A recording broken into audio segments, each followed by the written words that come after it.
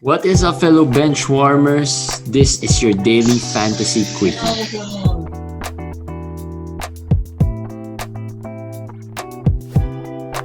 Alright guys, welcome to the last Quickie before the All-Star break. So, pahinga tayo after this. Actually, hindi rin kami papahinga. We'll throw out some episodes for you guys para tuloy-tuloy pa rin tayo. Okay, so, pero before that, let's get on with the Quickie for today. Last day, daming di naglaro. Nagulat ba ako? Medyo expected. Ako, hindi naman. Pero may mga surprises din kasi. May mga hindi natin in-expect na biglang nag-rest today. Like so, doon ako nagulat. Paul George, I guess. Yun ang pinaka... Nagulat ka pa ba? Parang naglaro si Kawhi eh. So, mas magugulat ako kung pareho sila hindi naglaro. Hindi, nagulat ako naglaro si Kawhi. Tapos nagulat ako na rest si Paul George. Ang nakakainis lang kasi doon is hindi nila report. Kasi sa other teams, which is ganun din yung kay Kawhi, diba? Yes, oo. Which is sana may konting report para at least may alam yung mga tao, diba? Yung mga fantasy players. Oo, biglaan lang eh. So, pero yun, well, tapos na. Well, we can't do anything about it. Wala naman really concerning players that rested today, I think. Sabi ko nga, ito yung pag nasa corporate ka, yung tipong long weekend, in-SL mo na yung last day of the weekend. Siniklib mo na ako niya. May sakit ka. Pero naging creative na sila. Yung kay Paul George, medyo creative yung reason na yun. Oo, dizziness. Ganun na ganun sa corporate, di ba? Marami sa siguro dyan sa listeners natin. Pag employed kayo, makaka-relate kayo. Oo. Tama. Nahihilo. Kaya masakit ang ulo, mga ganyan. Migraine. Pero sa lahat nag-rest today, I think, hindi rest. Yung mga wala. Si Kelly Oubre. Yun, probably. Kelly Oubre. Oo. May apparently na-injure during practice. So, yun yung pinaka-concerning siguro. For me, si Kelly Oubre, si Jeremy Grant, medyo concerning din for me. Kasi out na naman yung back-to-back games. Hindi naman siya kasali sa All-Star di ba? I believe, si Jeremy may konting injury talaga. May iniinda talaga siya. It's just that, siguro pwedeng i-play through pag talagang kailangan. So, yun ang medyo problem. Si Kelly Oubre, wrist kasi. So, problematic yun kasi shooting niya yun eh. Baka bumalik na naman. Kahit maglaro yan, baka yung shooting di ba last year wrist din ba siya? Or shoulder? Parang wrist eh. Parang wrist nga. Actually, may naalala nga akong wrist din yung injury niya dati. And he probably gonna play through it after the All-Star break. Pero, yun nga, anong effect nun sa field goal percentage niya? Sa 3-point shooting niya? Which was his problem to begin with at the start of the season. So, yun, medyo concerned ako doon. Pero, well, siguro 1 week of rest is going to do him a lot of help din naman. Yeah, basta wala lang anything fractured or broken, siguro, baka mapahinga lang yan. Hindi naman siya kasali sa All-Star festivities. Siguro, a week of rest. Medyo okay na rin for him. May mga updates tayo on some injuries.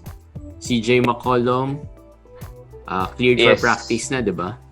Contact practice. So, that's 1 week. Let's say after the All-Star. Ano injury ni CJ?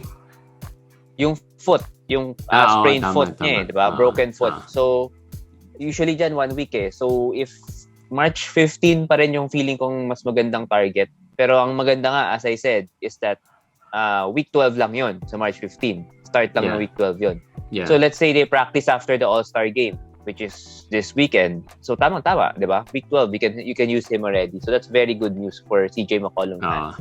For owners. Best case scenario, week 12, he's ready. Worst case scenario mo, mga week 13 siguro, baka worse na yun. Yes. Yun yung worst case scenario mo, week 13. Pero that's so close na. So, if meron kang league na ini-stash mo siya, tapos ako yung nasa waiver, first priority, pwede mo na i-drop.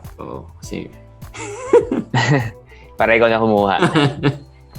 Hindi, yung CJ, Hold. Ay, Kelly Oubre, huwag niya i-drop. Baka sinabi namin concerning, tapos biglang i-drop niya, di ba? Hindi. Hintayin niyo. Update lang naman yun. Updates lang namin. Oo.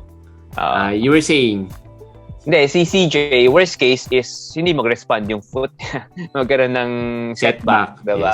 Yes, so, we're just clearing this out kasi people are asking, tingin mo, ganun ba, sure ba, ganyan.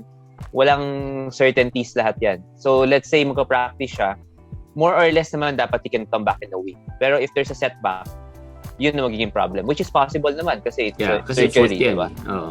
So, let's see. Pero it's good news. It's at least in the positive direction. So, another player na slowly on his way to recovery, si Nurkic.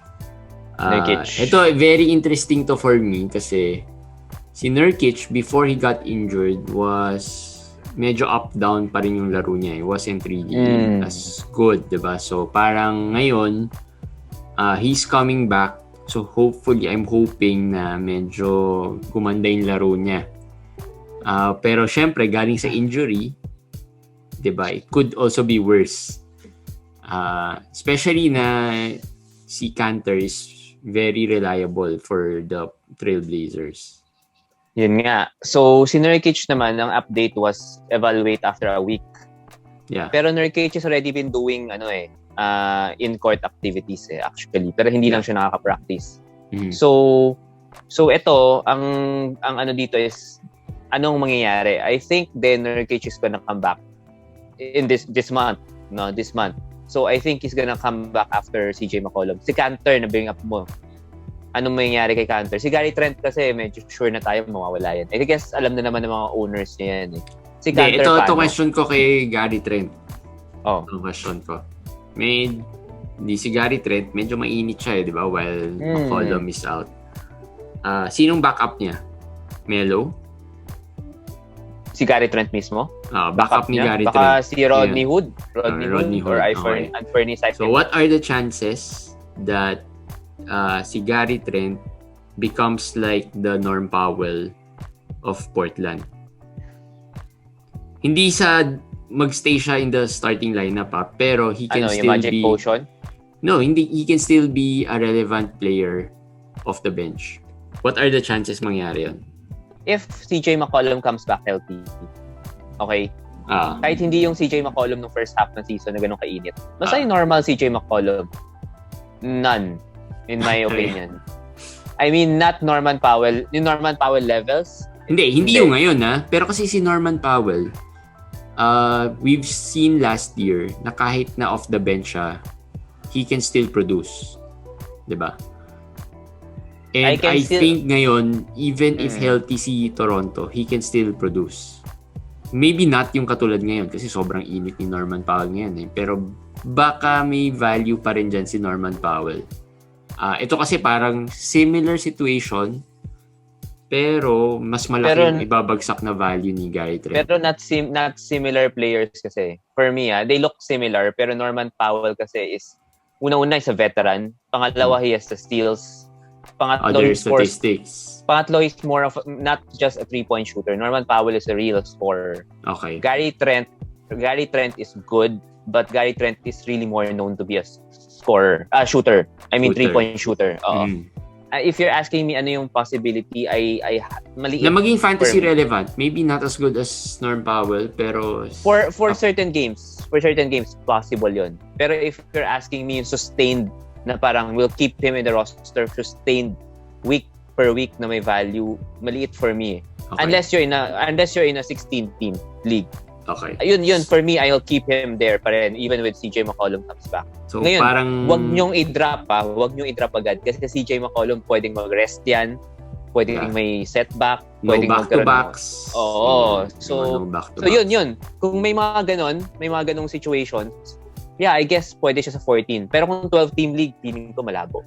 So worst case siguro ni Gary Trent, best case niya siguro if talagang tuloy-tuloy recovery ni McCollum is streamer tsaka 14 teams. Pwede yun. Streamer sa 12-team, 14 teams siguro may very low borderline values po. Parang ganun. Abangan, titingnan natin what happens. Si Kanter ang mas masakit for me. top 60 si Cantor, top 70 without Nurkic. Today had 2020 game na naman. Malaking mga effect kay Cantor talaga. Pero tama ka, Nurkic has not been playing well. This could be a timeshare. More than Nurkic getting back to the Nurkic of old. Could be a possible rin Nurkic comes off the bench or that's also possible, diba? Yes. Cantor na lang and then Nurkic comes off the bench. If that goes well, then baka ganun na. Diba? To preserve Nurkic a bit. Pag hindi naman, timeshare. Basta hindi yung Nurkic stash owners, yung mga nag-own kay Nurkic. Syempre masaya kayo, babalik siya. Pero huwag kayo sobrang saya. Kasi feeling ko hindi pa rin yung ina-expect nating Nurkic of bubble. Yung mga third round value medyo wala. Malabo siguro yan. Well, pero pwede nyo i-trade bigla pag babalik na. Sabihin nyo ibabalik na, di ba? Baka yung mga ibang owners hindi nila maisip na baka iba yung mindset nila kay Nurkic, di ba? Mas mataas yung expectations. So pwede rin. For me hindi kasi. For me lower. Nurkic will be lower rest of the season red. So abangan natin yan kung ano mangyayari dyan sa situation na yan in Portland. So we'll stay stay updated na lang sa mga notes and news kung ano mangyayari. Alright, so big risers or tawag nga ni supernova players before the All-Star break. Jimmy Butler. Actually, Jimmy Butler nakakainis. Nag-rest pa ng 2 araw. Hindi, actually good din yun kung isipin mo. At least may konting... Hindi naman siya All-Star, di ba? I think he didn't make it this year. He didn't make it this year. Hindi. Miami didn't get any All-Star this year. So that's good. He gets to rest a little bit for the second half run. That's what we want as fantasy owners. And I think he's a popular target for me really in the second half. Because Miami is picking it up right now and they really want to move up the standings. Yeah. And triple-double threat siya from now on. Triple-double with steals. Yun yung pinaka-gusto ko talaga kay Jimmy Butler. Yung steals part Ang tanong nga dyan kung ikaw, Zach LaVine or Jimmy Butler. Kasi alam natin kung Beal malayo Ngayon malayo na. Beal and LaVine, wala natin pag-usapan, malayo na yun. Kasi especially with Washington winning, malayo na talaga. Wala nang debate about that. Pero kung LaVine and Beal, medyo baka Butler. You mean Butler and Butler LaVine. and LaVine. Yeah. Baka Butler. Ang problem ko kay Butler, may occasional rest kasi. Doon nakakainis. Ako, I'll go with LaVine. I'll go with LaVine only because of that thing. LaVine is very motivated to make it to the playoffs. So talagang ilalaban niya yan. I'm just gonna go with that. And I guess yung peripherals ni LaVine medyo nag-improve din naman Pero kung pareha sila maglalaro the rest of the way, baka mag-Butler ako. But may mga rest kung pareha sila, yung occasional rest, tanggalin mo yun, Butler talaga ako. Butler. Pero sa mga listeners ng mga kalaban ni Kevin, kasi yung triple-double threat. Wag na kayong lumaban. Harden, Lillard, Butler. Hindi. Possible 3 first rounders yun. Wala na talaga yung magagawa dyan. Oo. Pero hindi. Butler is Butler will be trade Hindi, tama na, pwede na yan. Ayaw na nila akong ipa-trade. Pwede na yan. You're doing well na. So yun. Pero yung triple-double threat ni Butler, big deal yun for me. Big deal. Plus yung steals. 2 to 3 steals a game. Diba? We hope yung mga rumors about mga mapunta sa Miami hindi matuloy. Kasi kung matuloy, mababago na naman tong usapan natin. So let's just assume na let's stay. Marami. Drummond lang, alam ko Drummond, kahit nga Lowry is being ano yung with them being Lowry sold his house. Dapat nilagay natin sa storyline yun. Lowry sold his house in Toronto.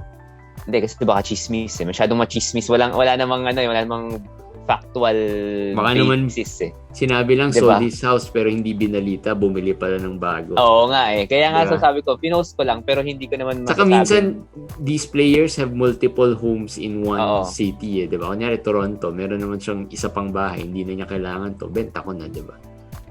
Oo. Diba? Pwede rin ganun So, baka chismis na. Tingnan natin, pero definitely si Lowry is one of the players na matunog sa trade rumors. So yon, Richaun Holmes after nung mga injuries niya, medyo umiinit na ulit. Tsaka wala na siyang kaagaw ngayon. Wala na si Whiteside eh. Wala si Whiteside. Oo, maganda. Tapos, ang maganda dito, parang healthy na siya ulit. Yun yung nakikita ko sa laro niya Tingin ngayon. mo, kaya ma-sustain to ni Sean Holmes? Oo. Takot ako dun sa sore knee though. Doon ako takot eh. Pero kung, yun nga napaganda yung 3-day game na wala siya eh. Parang nag-rejuvenate yung knee niya eh. I guess, before that, naalala mo, may mga times na nasasawi natin si Sean Holmes eh. Yeah. I think that was because of the knee. Because of the knee issue. So I think na after nung rest na yon, gumanda Ano ba ranking ni ngayon ni Sean Holmes? Top 40?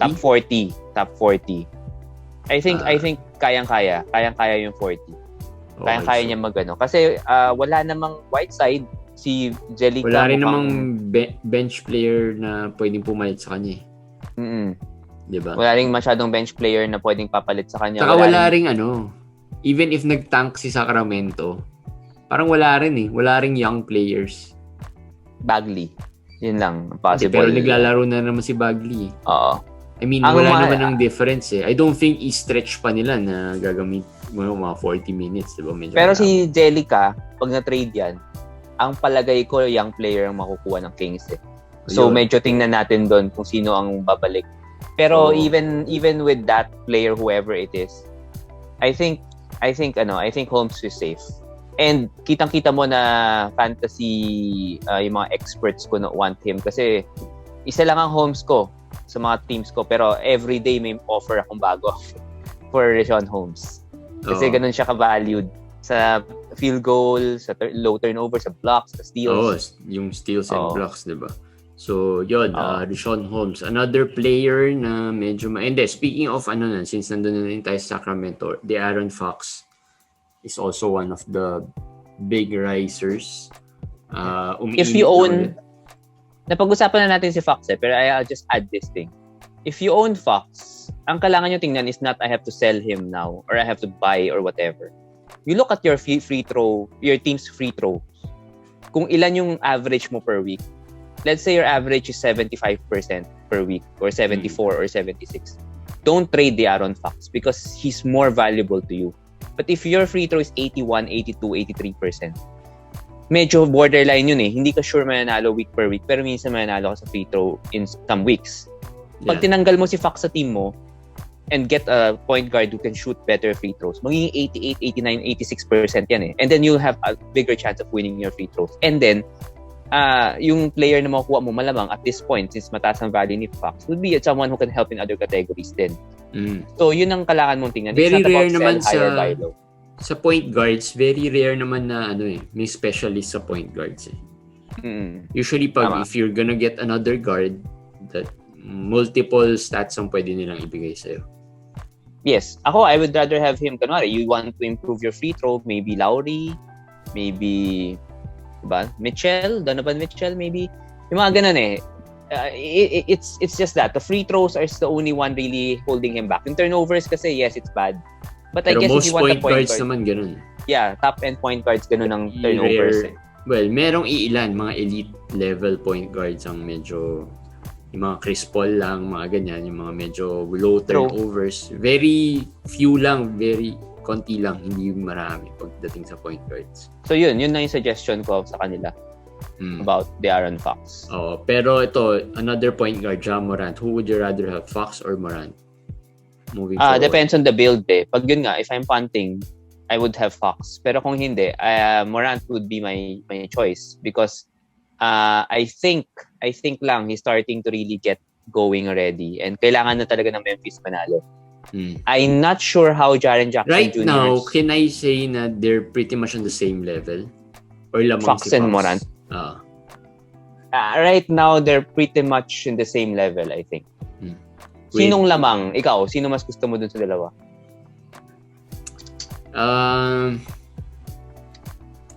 Medyo mahina kasi si Morant lately eh. Pero upside ni Morant better eh. Si Fox siguro, ito na yung peak eh. Baka Morant pa rin. Morant ka.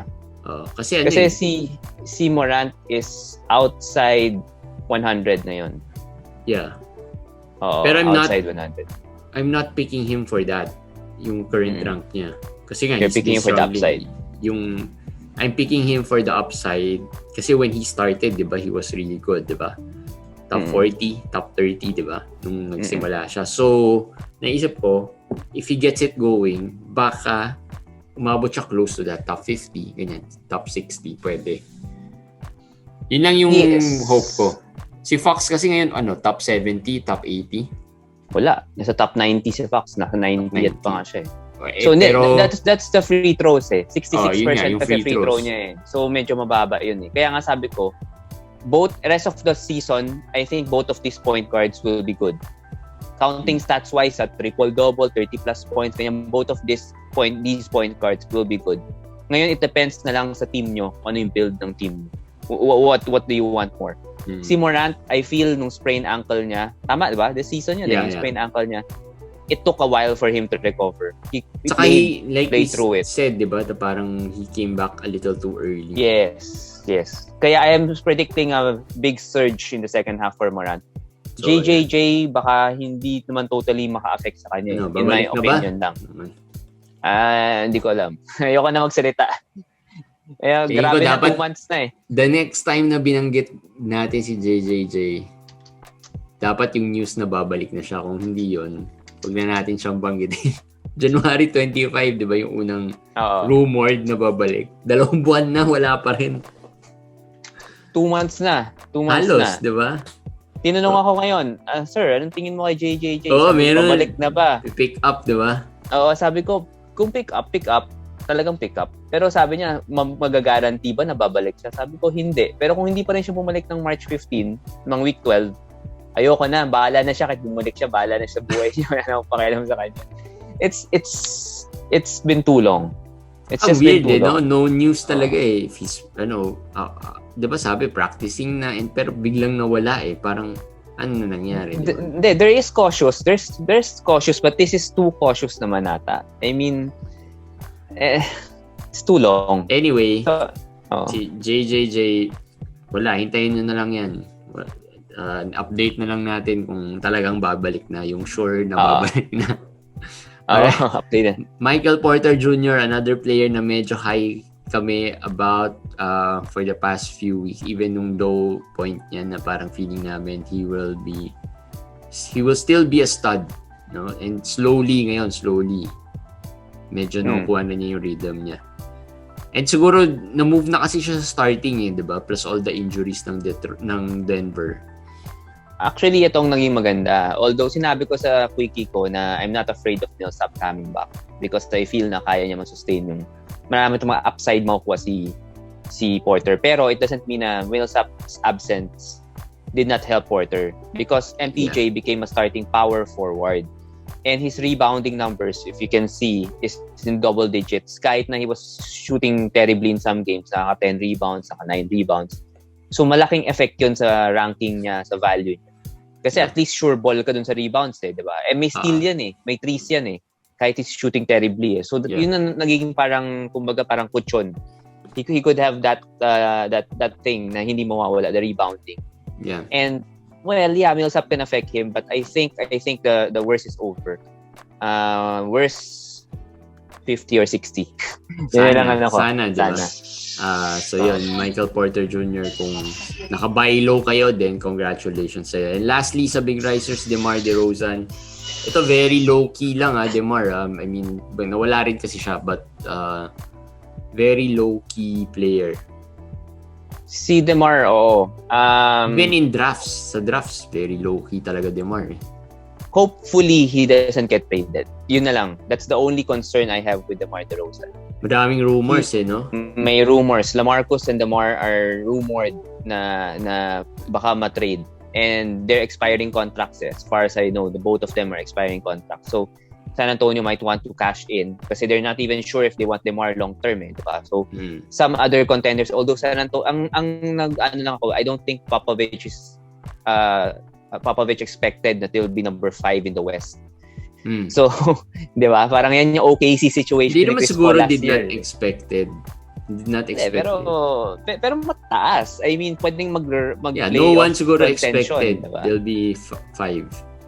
parang Chris Paul All ang difference si Chris Paul last year was that may 1 year pa yung contract niya. So they could just run it the whole season. Tapos i-trade sa off-season. Itong kay DeMar kasi, he's already last few months of the contract So they have to decide whether they'll give up the number 5 seed and all those things to trade him. If he gets traded, yun, medyo may effect sa value niya talaga. So, pero hindi rin naman natin din-discount yung fact na if he gets traded, he might get traded to a better situation. I doubt that. Kasi dito siya yung nothing focal point. Nothing better than ano yun. Diba? Siya yung star Everything, not the situation with the Spurs. Siya yung focal point. Siya yung top player Yes. And the usage rate in the Spurs is playing almost like a small forward point guard Diba? Parang ganun So I don't think pag napunta siya sa contender, malabo na pag contender sa bagay. Only a contender will pick him kasi expiring contract na Yeah. Pero let's just ride DeMar. Very solid player naman yan. So if you have him, just ride him. Wala naman tayong magagawa about trades It will happen when it happens. So abangan na lang natin. Even if sabihin namin, trade mo si DeMar because of rumors, hindi mo rin maalam kung matitrade talaga or hindi. So yun, those are the big risers or those players na medyo may maganda yung momentum nila heading to the All-Star break. Ito naman yung mga players who are ice cold and are not as hindi magandang momentum. Sa Bonis and Brogdon, medyo napag-usapan na natin to. Indiana, medyo nag-regress ng konti yung mga players nila in terms yung of Brogdon na pag-usapan natin, sa Bonis na lang pag-usapan natin pero may iba. He's playing through an ankle issue. Kaya siguro ganito, the past 4 games niya, 15 points lang mga 6 rebounds. At nawala yung defensive stats, yun yung masakit. Although naka-4 steals siya nung last game, pero nag-0-0 na siya. Wala nang blocks. Pero medyo hindi naman natin in-expect na masustain niya yun. Well, sana nga kasi na-sustain. Dami ko sa Bonis So parang ang hula ko nun parang Randall, parang ganun Parang expect ko kahit hindi masustain, sana yung other stats nandun pa rin. Bumaba yung other stats. So, naging 5th round na lang si Sabonis ngayon. So, wala na. Lamang na ngayon si Randall. Laki na namang ni Randall. Randall top 20 Ikaw ba, worried ka kay Sabonis? Sa injury, yes. Okay, tama. Sa injury, yes. Like any, injuries, medyo mapapaisip ko But, yung stats, I think he'll get it back. Pero not hindi kasing grabe nung early season siguro, as always. Baka mga 4th to 3rd round value, pwede. Pwede pa yun. 4th round ba? 5th siya ngayon, sabi mo, di ba? Nasa 5th siya, nasa 5th. Pero borderline naman. So mga 50 plus naman. I think kung 4th round, that's the best case scenario ni Sabonis at this point. Sana hindi siya nakuha sa All-Star kaso nakuha siya sa All-Star. Visit. Kasi hindi siya nakuha sa All-Star. 1 week na rest yun. Malaking factor sa ankle niya yun. Pero gusto ko nga mag-rest siya kanina Baka hindi masyado rin maglaro. Oo, sana. Diba? Mga 5 minutes. Abangan natin. Alright, Kyle Anderson. Wala Kyle Anderson. Dami, like we said, sobrang daming players ng Memphis. Hindi, saka si JJJ yung takot ko dyan. Yun na naman yung takot ko. Hindi.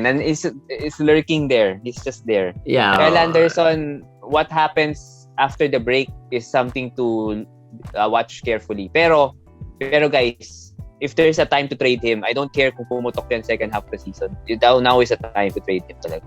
To gain some more value out of him. Package niya yan si Kyle Anderson. Piga in si Kyle Anderson. Serge Ibaka.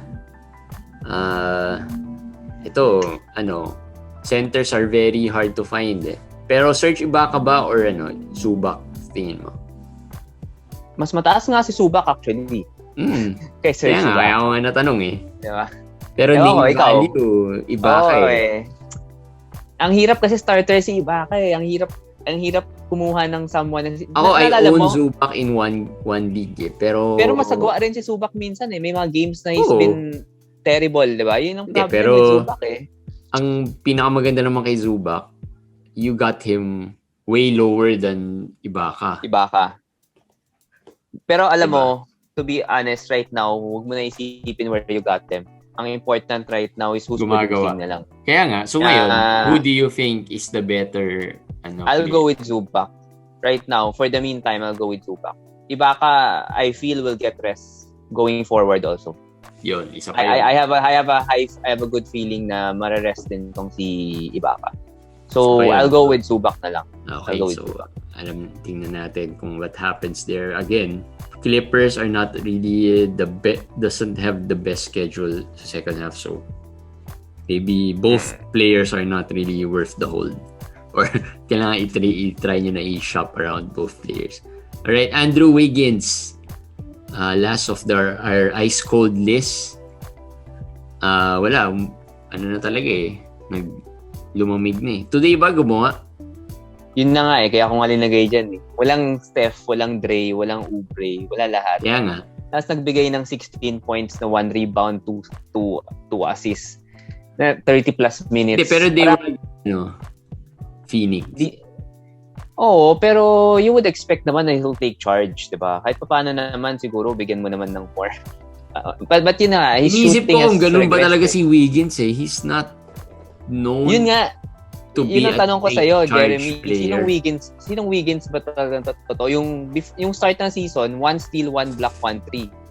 Tapos, di ba, ang ganda ng shooting. Or etong Wiggins na 68% free throw, 22% 3 points.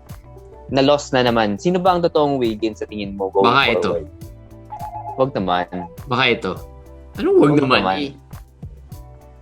Sige, ano history ni Wiggins? Sabagay. Tama ka doon. Diba?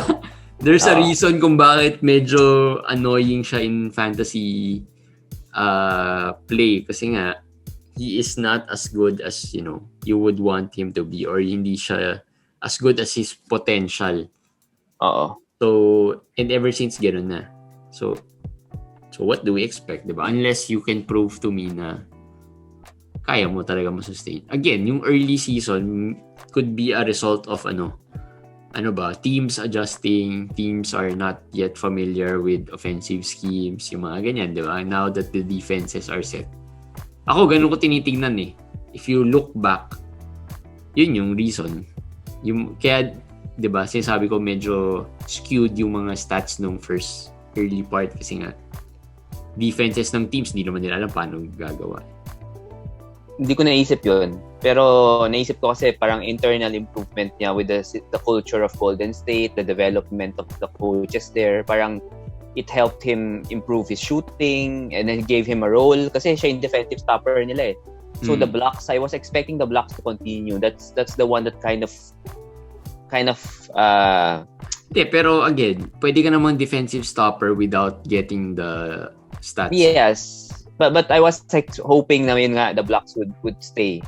So going forward, I think the blocks will come back.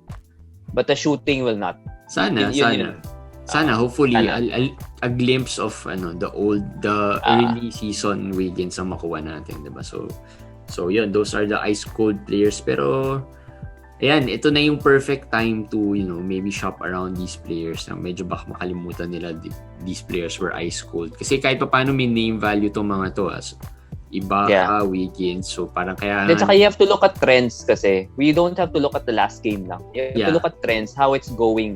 Like with Wiggins, if they look at the last game, 16 points, 2 rebounds, not bad. Pwede na, 2 steals. Okay naman, but they didn't know ano ba yung context ng game. The game was a blowout, the game was this, the game was that. And then previously, how did they get those 16 points? How did they get the 12 points or whatever? Parang garbage time lang ba? So you have to look at trends eh. So tama si Jeremy, maybe you have to look at carefully players, you have to pinpoint players na you're worried about and then offer him now sa All-Star break. Oo, I think ito yung mga players na pwede nyo. Kasi makakalimutan na rin ng mga, may name value rin kasi.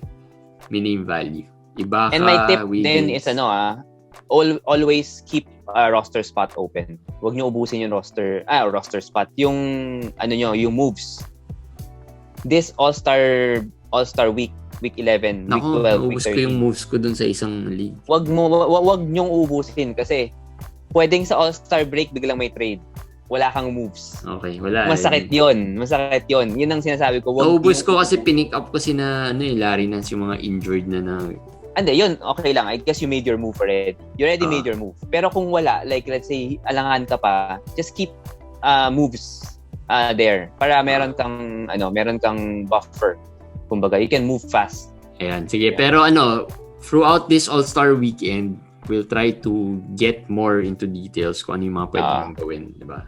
Yes. May mga plans kami about that. Hindi pa lang namin na-announce kasi some schedules of guests hindi pa nako-confirm. So we want to make sure we confirm the guest schedules para tuloy-tuloy tayo. Alright, waiver pickups, Wayne Ellington. Balik na naman Wayne Ellington, ha? Oo. Napansin ko na siya for ilang games. South Boys, nagtatanong, Wayne Ellington or JJ Redick. JJ Redick actually bumalik sa rotation pero kanina Rines kanina. So buti tama yung sabi natin sa Wayne Ellington. Kasi Wayne Ellington alam naman natin streaky shooter 3 points lang talaga eh. Hindi, saka nawala si Jeremy Grant. Oo, pero aside from that, si Josh Jackson din actually wala. Pero si Wayne Ellington, kahit wala si Jeremy Grant, he's starting. He gets 6 to 7 attempts. Tapos hindi na siya binabalik. Kasi 0 out of 6, 0 out of 7 siya lagi. So, ngayon talaga mainit siya. Ewan ko lang kung anong effect ng All-Star break. Stream nyo na lang.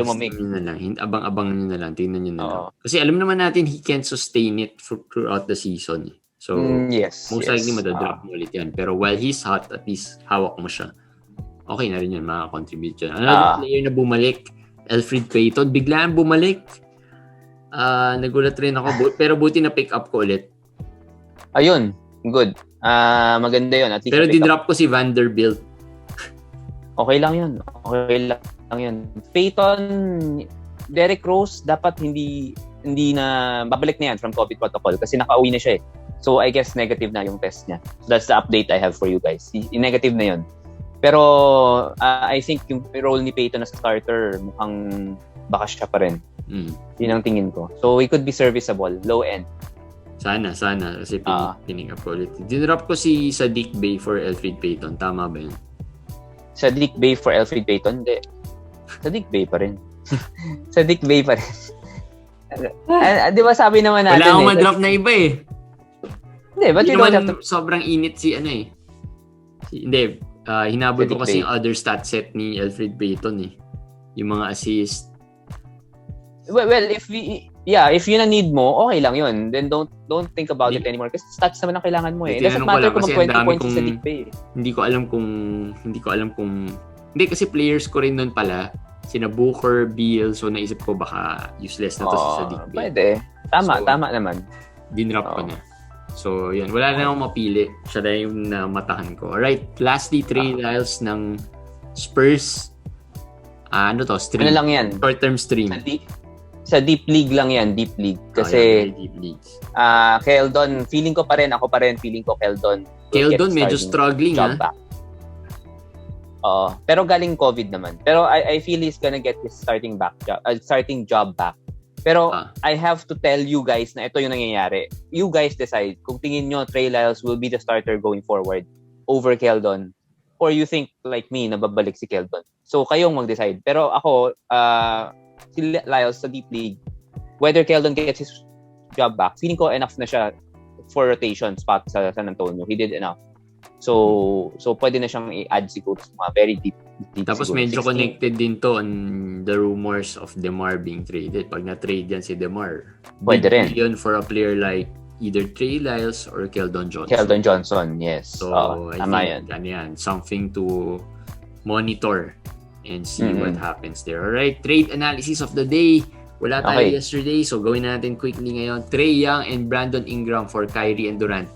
No questions ba? Kyrie Durant kaagad. Trae Young and Brandon Ingram for Kyrie and Durant. Baka Trae Young ako doon. Trae Young and Ingram. Dami nag-Kyrie Durant. Hindi to sa group natin. Minsan sinisilip ko rin yung ibang groups Ano yung mga trades doon Alam ko na if you're gonna just take it face value, Kyrie Durant talaga yun. And value-wise, per game-wise, it's really Kyrie and Durant. Pero we're playing head-to-head. We're playing more games wins. Diba? That's how we're playing So, I'm gonna go with Trae and Ingram because Ingram, no? Correct, diba? Yeah, Brandon Ingram. I can Hindi guarantee I can guarantee if you look at the rest of the season that both of Trey and Ingram will play more games than Kyrie and Durant. 100%. Kaya medyo, kaya ako pinili ito kasi medyo may konting deception ng konti. Pero, I can't blame you if pinili mo pa rin Kyrie and Durant kasi... Hindi, lugi pa nga talaga yung Trey and Ingram eh. Talagang lugi kasi Kyrie Durant, first rounders yun eh. Oo, hindi kaya nga. Diba? Yun nga, mapapaisip ka nga, 'di ba? Kasi first rounders Kyrie Durant, first rounders mukhang sure ball to Kyrie Durant, pero if you consider the possibility of them resting back-to-backs, 'di ba? Them resting because of minor injuries, 'di ba? Nakikita na naman natin yung trend mukhang the most durable one there is James Harden talaga. These two players, well, Durant has an injury, pero these two players will probably pace themselves and get ready for the playoffs. Kasi they are also proven sa playoffs. They can perform kahit without those mileage sa regular season. These are superstars Diba? Pero, so, parang mapapaisip ka in terms of Kyrie Durant ba talaga? Tama. Pero same team pa yan. Yun isa pang problem ko. Same team pa yan. So, yun. Isa pa yun. They're on the same team. Kung ma-rest yan, medyo sabay yan. Or medyo isa ma-rest, isa hindi. Regardless, kumbaga palitan talo ka both ways Diba? Talo ka both ways So, yun. Take ni Com. Ako, hindi ako makadecide Nahirapan ako Very interesting yung Kyrie Durant. Kasi yung upside, if you get them, hindi mo rin naman talaga alam kung magre-rest Medyo smart yung nag-Trey and yung may-ari ng Kyrie and Durant. Siguro in-offer niya for Trey and Ingram. Medyo smart yung Yeah, maganda pala itong napili kong trade na to. Kayo guys, comment kayo, who do you prefer? Trey Young, Ingram, or Kyrie and Durant? Yes. Hindi ko yung po-post kasi na-post yan sa ibang group. Baka sabihin, ginagaya ko dun sa yung post niya. Wag. Comment na lang kayo sa channel. Alright? So yun guys, that's it for our daily fantasy quickie for the last one before the All-Star break. Of course, since break naman rin tayo, baka you could give us a good review dun sa Facebook page namin of how you felt about the podcast on the first half of the NBA season. Diba? Kung na-enjoy nyo ba or hindi masyado or ano yung sa tingin yung things that we can improve on? Ano pa yung topics that you feel na pwede nating idagdag dun sa daily podcast natin and even the weekly ones. Alright, so we'll have a bunch of episodes released here within the All-Star break, like I said, and we'll have a live session rin before mag-start yung season. Scheduling lang. We'll announce it pag finalize na yung day and time. Alright, so yun. That's it for Daily Fantasy Quickie. We'll see you again tomorrow for the weekly. Walang quickie na for the remainder of the All-Star break, pero may mga episodes out there. Pero tomorrow we'll release the weekly episode of Fantasy Benchwarmers. Alright guys, bye!